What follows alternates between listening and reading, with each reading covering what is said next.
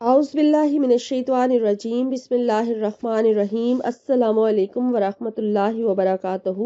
آج کی جو حدیث میں آپ سے شیئر کرنے جا رہی ہوں وہ یہ ہے۔ حضرت ابو امامہ بہلی رضی اللہ تعالیٰ عنہ سے روایت ہے کہ رسول اللہ صلی اللہ علیہ وآلہ وسلم نے ارشاد فرمایا، تہجد ضرور پڑھا کرو، وہ تم سے پہلے کے نیک لوگوں کا طریقہ کار رہا ہے۔ اس سے تمہیں اپنے رب کا قرب حاصل ہوگا، گناہ معاف ہوں گے اور گناہوں سے بچے رہو گے۔ حضرت ابو درداء رضی اللہ تعالیٰ عنہ سے روایت ہے کہ نبی کریم صلی اللہ علیہ وآلہ وسلم نے ارشاد فرمایا، 3 شخص ایسے ہیں جن سے اللہ تعالیٰ محبت فرماتے ہیں اور انہیں دیکھ کر بے حد خوش ہوتے ہیں۔ ان میں سے ایک وہ شخص ہے جو جہاد میں اللہ کی خوشنودی کے لیے اکیلا لڑتا رہے جبکہ اس کے ساتھی میدان چھوڑ جائے، پھر یا تو وہ شہید ہو جائے یا اللہ تعالیٰ اس کی مدد فرمائے اور اسے غلبہ عطا فرمائے۔ اللہ تعالیٰ فرشتوں سے فرماتے ہیں، میرے اس بندہ کو دیکھو، میری خوشنودی کے لیے میدان میں جمع رہا۔ دوسرا وہ شخص ہے جس کے پہلو میں خوبصورت بیوی اور بہترین نرم بستر موجود ہو اور پھر وہ ان سب کو چھوڑ کر تہجد میں مشغول ہو جائے۔ اللہ تعالیٰ فرماتے ہیں، دیکھو اپنی چاہتوں کو چھوڑ رہا ہے اور مجھے یاد کر رہا ہے، اگر چاہتا تو سوتا رہتا۔ تیسرا وہ شخص ہے جو سفر میں قافلے کے ساتھ ہو اور قافلے والے رات دیر تک جاگ کر سو چکے ہوں، یہ اخیر شب میں طبیعت چاہے نہ چاہے ہر حال میں تہجد کے لیے اٹھ کھڑا ہو۔ سبحان اللہ۔ السلام علیکم، کیا حال ہے ویورز آپ لوگوں کے؟ میں امید کرتی ہوں کہ آپ لوگ خیر و عافیت سے ہوں گے اور آپ لوگوں کے لیے ڈھیروں دعاؤں کے ساتھ میں آپ کی میزبان لیلا حاضر ہوں اپنے چینل وظیفہ ان اردو میں۔ ویورز، آج میں آپ لوگوں کے لیے جو وظیفہ لے کر آئی ہوں وہ وظیفہ فار اینی حاجت، یعنی ہر حاجت ہر مقصد کے لیے آج کا وظیفہ ہے اور بہت زبردست عمل ہے۔ اور میری پوری کوشش ہوتی ہے کہ آپ کے ساتھ بہت مجرب قسم کے ایسے وظائف شیئر کیے جائیں جن کو کرتے ہی آپ کا مقصد جو ہے وہ آپ کو حاصل ہو جائے۔ اب جب ایسا ہوتا ہے کہ آپ ایک دن عمل بے شک ایک دن کا ہوتا ہے، کہ اگر آپ ایک دن عمل کر لیتے ہیں اور آپ کی حاجت نہیں پوری ہوتی،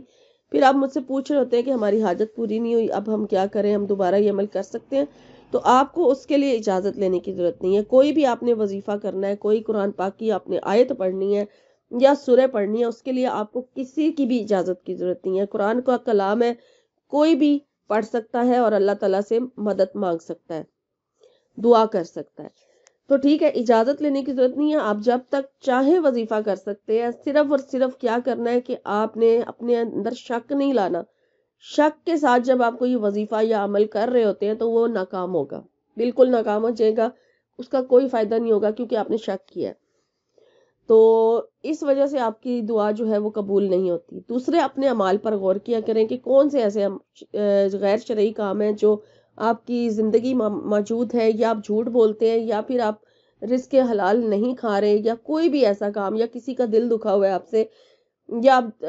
کوئی یعنی کہ آپ غیر شرعی کام کرتے ہیں جس کی وجہ سے آپ کا جو وظیفہ ہے یا دعا جو ہے وہ اس کی قبولیت میں رکاوٹ آ رہی ہے۔ یہ سب چیزیں جو ہے یہ بھی دیکھا کریں اور اس کے ساتھ ساتھ جو ہے یقین رکھ کر عمل کیا کریں، 5 وقت کی نماز کی پابندی کیا کریں، پھر ہی آپ کے وظیفے بھی کامیاب ہوں گے۔ اور باقی دیر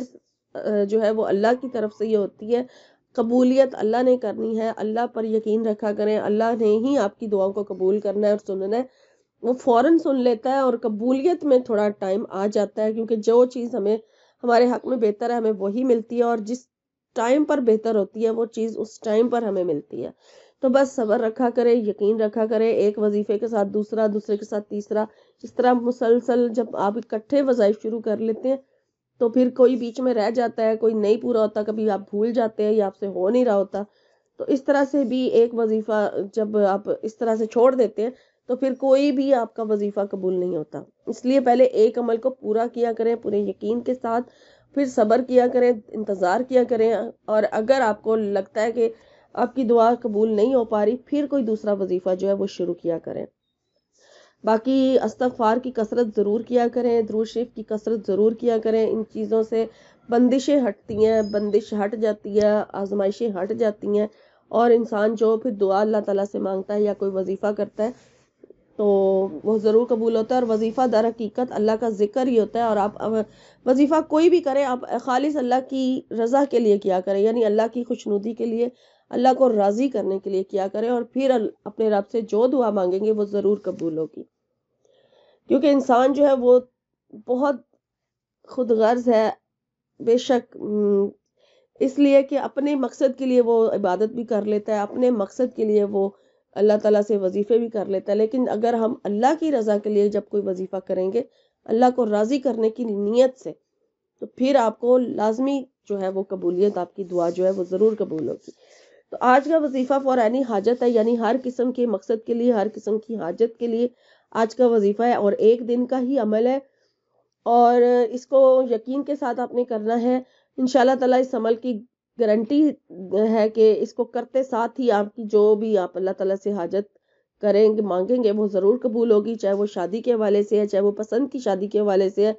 چاہے وہ محبت کے حوالے سے ہے، محبت کے حوالے سے کوئی بھی آپ کا مسئلہ ہے، اور اگر نوکری کے حوالے سے مسئلے ہیں، مسائل ہیں، یا نوکری نہیں ہے آپ کے پاس، یا پھر آپ کو اولاد چاہیے، بے اولاد ہے، آپ اللہ سے اولاد کی نیت کر لیں، اور اگر آپ کی اولاد فرما بردار نہیں ہے تو اس کی فرما برداری کی نیت کر لیں، یا جو بھی آپ مقصد کرنا چاہتے ہیں، اپنے گھر کے مالک بننا چاہتے ہیں، آپ کے پاس اپنا ذاتی گھر نہیں ہے اور آپ چاہتے ہیں آپ کا ذاتی گھر بن جائے، وہ دعا آپ اللہ سے مانگ سکتے ہیں، یا پھر کسی نے آپ کا کوئی حق مارا ہوا ہے، کوئی پیسے دینے، آپ کو وہ پیسے واپس نہیں کر رہا، آپ سے وہ پیسے واپس لینا چاہتے ہیں، جائیداد کا کوئی مسئلہ ہے، جو بھی آپ کے مسئلے مسائل ہیں، کوئی جیل میں ہے آپ اس کو وہاں سے چھڑانا چاہتے ہیں، کوئی جھوٹے مقدمے میں پھنسا ہوا ہے اس سے آپ نجات اس کو دلانا چاہتے ہیں، کوئی بھی آپ کا مسئلہ ہے، آپ یہ وظیفہ کر کے اپنے رب سے مانگ سکتے ہیں۔ تو عمل جو ہے اس کا ٹائم یہ آپ دیکھ لیجئے کہ کس طرح سے کرنا ہے۔ یہ رات کے وقت کا عمل ہے، اور مڈ نائٹ کا یعنی ہاف نائٹ کا عمل ہے، تہجد کے ٹائم کا عمل ہے، لیکن اگر آپ سوئے ہوئے ہیں، سو کر اٹھے ہیں، تو پھر آپ وضو کر لیں، وضو کرنے کے بعد آپ نے تہجد کی نماز ادا کرنی ہے، ٹھیک ہے، اور پھر اس کے بعد آپ نے یہ وظیفہ کرنا ہے۔ لیکن اگر آپ سو نہیں رہے، آپ جاگ رہے ہیں مسلسل، تو پھر آپ نے تہجد کی نیت نہیں کرنی، پھر آپ نے حاجت کی نیت سے 2 رکعت نفل نماز ادا کرنی ہے۔ لیکن جب آپ جاگیں گے یا سو کے اٹھے ہیں، جو بھی آپ نے معاملہ آپ کے ساتھ ہے، آپ نے سب سے پہلے تو وضو کر لینا ہے، وضو کرنے کے بعد آپ نے جا نماز پر بیٹھ جانا ہے، اور آپ نے استغفار کی تسبیح پڑھنی ہے، ٹھیک ہے۔ آپ جتنی دفعہ بھی استغفار پڑھیں گے، جتنی تسبیح آپ پڑھ سکتے ہیں، آپ نے استغفار کی پڑھنی ہے۔ تو اس کے بعد پھر آپ نے جو ہے 2 رکعت نفل نماز ادا کرنی ہے، اور پہلی رکعت میں آپ نے 3 بار سورہ اخلاص پڑھنی ہے، اس کے ساتھ سورہ فاتحہ کے بعد، اور دوسری رکعت میں بھی سورہ فاتحہ کے بعد 3 بار سورہ اخلاص پڑھی جائے گی، اور پھر اس کے بعد جب آپ سلام پھیر لیں تو پھر آپ نے 11 مرتبہ درود ابراہیمی پڑھنا ہے، اور اپنے مقصد کی نیت کرنی ہے کہ کس مقصد کے لیے آپ نے یہ عمل کیا ہے، کر رہے ہیں، اور مقصد کوئی ایک ہی ہونا چاہیے آپ کا، ٹھیک ہے۔ جب آپ 11 مرتبہ درود شریف پڑھ لیں، اپنے مقصد کی دعا بھی کر لیں، اور اس کے بعد پھر آپ نے 1000 مرتبہ یہ آیت پڑھنی ہے، یا بدیع العجائب بالخیر یا بدیع، ٹھیک ہے۔ پھر یہ 1000 مرتبہ آپ نے اس آیت کو پڑھنا ہے، اور پھر اپنے مقصد کی دعا کرنی ہے۔ اپنے مقصد کی دعا کرنے کے بعد پھر آپ نے درود شریف پڑھنا ہے 11 مرتبہ، بلکہ یہاں پر انہوں نے جو بتایا ہے وہ یہ بتایا کہ پھر آپ فجر کی نماز تک درود شریف پڑھتے رہیں، یعنی ذکر میں مشغول رہیں، ٹھیک ہے۔ اب آپ کی مرضی ہے، آپ جو آپ نے فجر کی نماز تک جو درود شریف پڑھنا ہے وہ آپ کو چھوٹا درود شریف پڑھ سکتے ہیں، بس پڑھتے رہیں، اور اللہ کے حضور یعنی سجدہ ریز ہو کر درود شریف پڑھتے رہے، دعا مانگتے رہے فجر کی اذان ہونے تک۔ تو یہ عمل جو ہے آپ کا ایک رات کا ہی عمل ہے، اس طرح سے کرنا ہے جس طرح سے بتایا گیا ہے، اور انشاءاللہ تعالیٰ اس عمل کی برکت سے، اس کو کرنے سے آپ کا جو بھی مقصد ہوگا وہ آپ کو ضرور حاصل ہوگا، اور صرف جو باتیں میں نے آپ سے کہی ہیں ان پر ضرور غور کریں، تو آپ کو ضرور کامیابی ملے گی۔ اور انشاءاللہ تعالیٰ میں آپ کے ساتھ ایک نئی ویڈیو میں آپ کی خدمت میں حاضر ہوں گی، تو آپ اپنا اور اپنوں کا بہت سارا خیال رکھیے گا، اور سارے امت مسلمہ کو اپنی دعاؤں میں یاد رکھیے گا۔ فی امان اللہ۔